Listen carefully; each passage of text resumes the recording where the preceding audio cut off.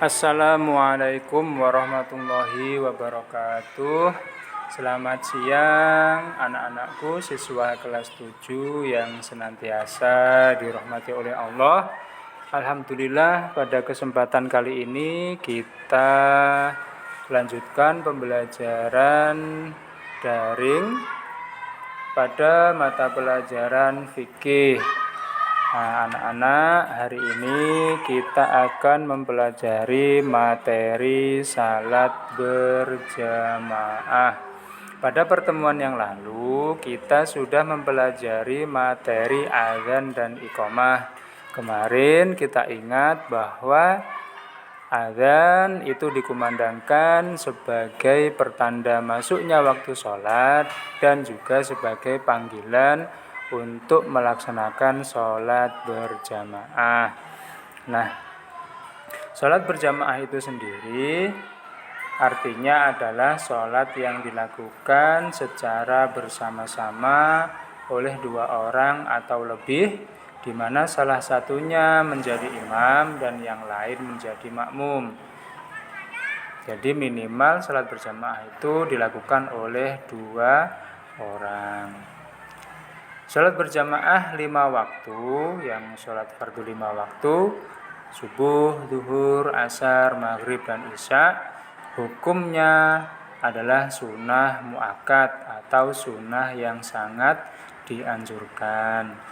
Sebagian ulama juga berpendapat bahwa sholat berjamaah 5 waktu itu hukumnya fardu kifayah, yang artinya di antara orang Islam dalam satu kampung atau dalam satu desa itu harus ada yang melaksanakan sholat berjamaah di masjid.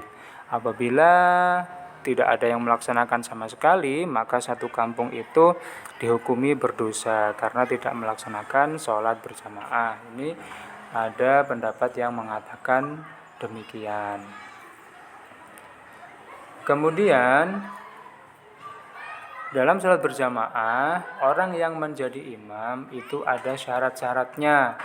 Tidak sembarang orang bisa menjadi imam, karena imam sholat ini nantinya akan bertanggung jawab atas sholatnya dan juga sholat makmumnya. Maka ada syarat-syarat tertentu yang harus dipenuhi oleh seorang imam. Syarat yang pertama adalah Islam, berakal sehat, dan mumayyiz. Kita ketahui kemarin bahwa mumayyiz adalah usia di mana seseorang sudah bisa membedakan antara baik dan buruk. Biasanya adalah usia 7 tahun. Kemudian syarat menjadi imam yang kedua adalah laki-laki. Perempuan hanya boleh menjadi imam bagi sesama perempuan. Sementara laki-laki bisa menjadi imam bagi laki-laki maupun bagi perempuan. Syarat yang ketiga, imam itu tidak sedang bermakmum kepada orang lain. Artinya, ketika kita tahu orang itu menjadi makmum, maka kita tidak boleh menjadikannya sebagai imam, seperti itu. Kemudian yang keempat, diutamakan yang menjadi imam adalah yang fasih bacaan salatnya dan yang paling alim di dalam ilmu agama. Artinya orang yang menjadi imam ini harus tahu bagaimana tata cara salat yang benar, bacaan-bacaan salat yang benar, kemudian hal-hal yang tidak boleh dikerjakan atau hal-hal yang membatalkan salat. Ini seorang imam harus tahu hal-hal yang semacam ini, karena imam bukan hanya menanggung salatnya sendiri, akan tetapi imam juga menanggung salatnya makmum. Apabila imamnya bukan seorang yang berpengetahuan agama yang luas, dikhawatirkan nanti imamnya salatnya sembarangan. Nah, ketika salatnya si imam ini rusak atau batal, otomatis salat makmumnya juga ikut rusak atau batal. Nah, ini sangat penting untuk memilih imam yang fasih bacaannya dan yang alim dalam ilmu agama. Selanjutnya kita akan membicarakan tentang syarat menjadi makmum. Seorang makmum di dalam sholat jamaah itu ada syaratnya dan ada hal-hal yang harus dikerjakan oleh si makmum itu. Yang pertama adalah makmum wajib berniat untuk menjadi makmum.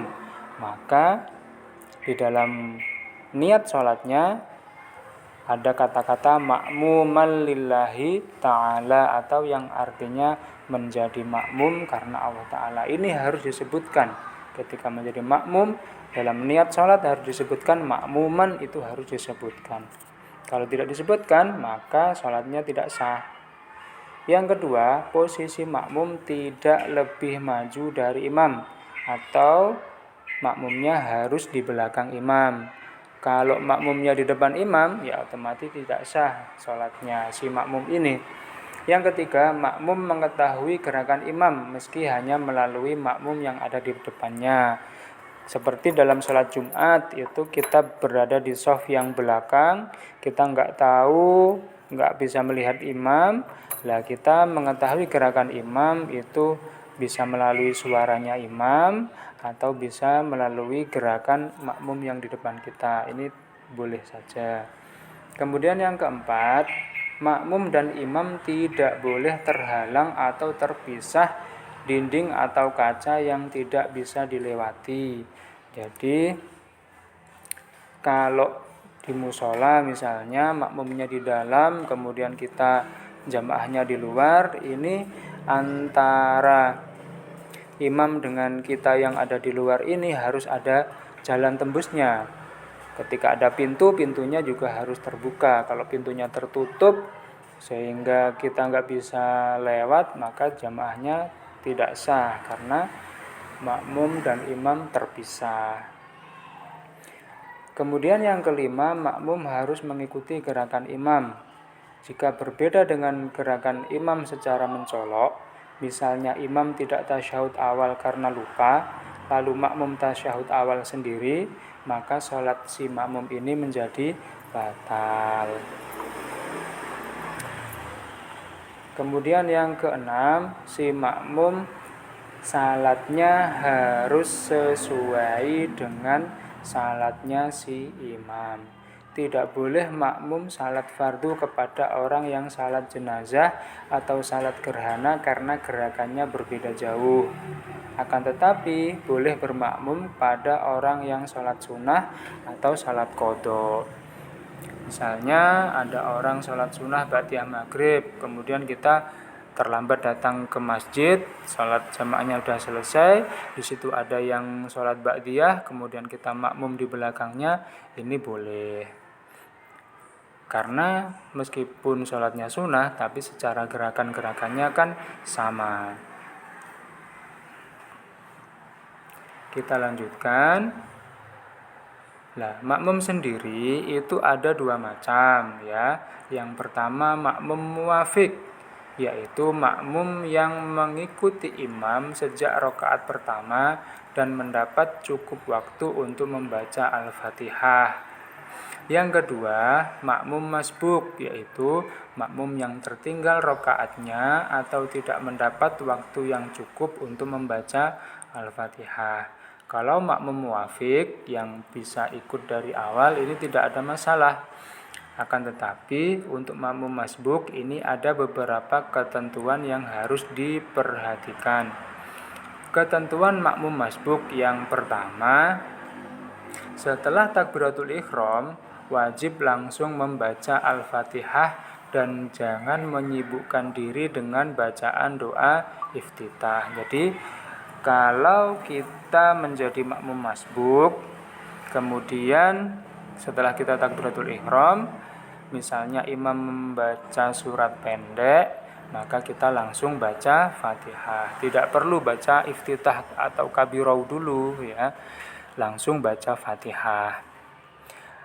Kemudian kalau misalnya sholatnya imamnya bacaannya pelan seperti jamaah sholat duhur, itu kita datangnya terlambat Sementara bacaan imamnya kan lirih, kita tidak tahu imam sedang baca apa, bacaannya sampai mana kita tidak tahu.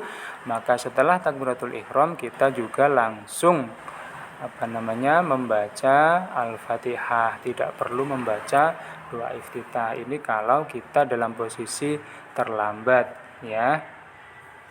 Kemudian yang kedua, jika imam sudah rukuk sebelum bacaan Fatihahnya selesai, maka makmum masbuk mengikuti imam rukuk. Kekurangan bacaan Fatihah ditanggung oleh imam. Ketika sudah takbiratul ihram, kemudian langsung baca Fatihah, ternyata sebelum Fatihahnya selesai imam sudah rukuk, maka makmum masbuk itu ikutlah rukuk. Jangan kemudian menunda-nunda, kalau nanti ketinggalan malah bisa sholatnya batal. Yang ketiga, jika makmum masbuk tidak mendapat waktu untuk membaca Al-Fatihah, misalnya setelah takbiratul ihram imam sudah bergerak untuk rukuk, maka makmum itu rukuk bersama imam. Bacaan Al-Fatihahnya ditanggung oleh imam. Yang keempat, ketentuan makmum masbuk adalah jika makmum masbuk bisa ikut rukuk dengan tumak ninah, maka ia dihitung mendapat 1 rakaat. Yang kelima, jika saat makmum masbuk bergerak untuk rukuk dan imam sudah bergerak bangun dari rukuk, maka tidak dihitung 1 rakaat. Misalnya kita terlambat, kita takbiratul ihram, imamnya langsung rukuk, takbiratul ihram kita selesai, kita baru aja mau nyusul rukuk, imamnya udah berdiri lagi untuk i'tidal. Nah, itu artinya kita belum mendapatkan 1 rakaat. Dan yang keenam, makmum masbuk wajib menambah atau melengkapi rakaat yang kurang setelah imam salam. Kalau sholat zuhurnya 4 rakaat, kemudian kita terlambat 1 rakaat, kita sholat bersama imam itu 3 rakaat, setelah imamnya salam kita tambah 1 rakaat lagi. Apabila kita terlambat dan hanya bisa mengikuti duduk tahiyat akhirnya imam, maka kita takbiratul ihram, ikut duduk, baca tahiyat, imamnya salam, kita berdiri untuk melanjutkan sholatnya sampai selesai. Yang demikian itu akan tetap mendapatkan keutamaan atau pahala dari sholat jamaah, meskipun hanya bisa mengikuti imam di tahiyat akhirnya saja. Anak-anakku, sementara untuk hari ini materinya cukup sekian. Nanti untuk tugas juga silahkan dikerjakan. Terima kasih, semoga bermanfaat. Assalamualaikum warahmatullahi wabarakatuh.